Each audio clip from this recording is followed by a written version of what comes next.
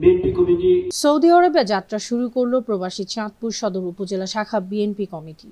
রাজধানীর রিয়াদের হোটেল ডিমোরোতে গেল বৃহস্পতিবার এ উপলক্ষে কমিটির অভিষেক ও আলোচনা সভার আয়োজন করা হয়। বিভিন্ন থানার বিএনপি বিপ্লবী নেতৃবৃন্দ সৌদি আরব প্রবাসী চাঁদপুর সদর উপজেলা শাখা বিএনপির সভাপতি মোহাম্মদ হারুনুর রশিদের সভাপতিত্বে অভিষেক ও আলোচনা অনুষ্ঠানের প্রধান অতিথি ছিলেন চাঁদপুর জেলা শাখা বিএনপির প্রধান উপদেষ্টা বশির আহমেদ সরকার।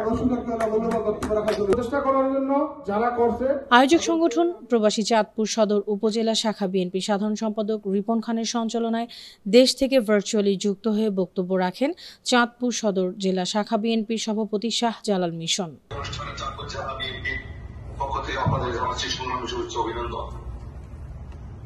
সত্যিকার অর্থে আজকের একটি গর্বের বিষয় একটি সময় আপনারা ভবিষ্যৎ হচ্ছেন বাংলাদেশ জাতীয় দলে একজন গর্বিত হয়ে এবং প্রবাসীরা যারা অক্লান্ত পরিশ্রম থেকে ভাঙবে হিসাবে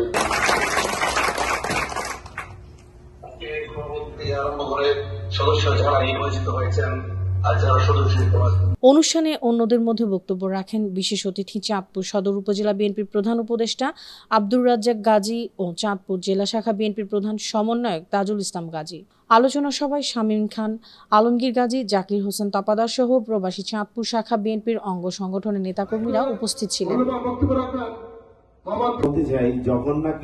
অভিষেক ও আলোচনা সভায় বক্তারা বলেন, চাঁদপুর সদর জেলা শাখা বিএনপির সভাপতি শাহজালাল মিশনের নেতৃত্বে আপসহীন নেত্রী বেগম খালেদা জিয়া ও তারেক রহমানের হাতকে শক্তিশালী করতে ঐক্যবদ্ধভাবে দলের কাজ করতে হবে। এ সময় তারা জামায়াত শিবিরের চক্রান্ত থেকে বিএনপিকে রক্ষায় নেতাকর্মীদের সতর্ক থাকার আহ্বান জানান। প্রবাসী ডেস্ক, বানো টিভি।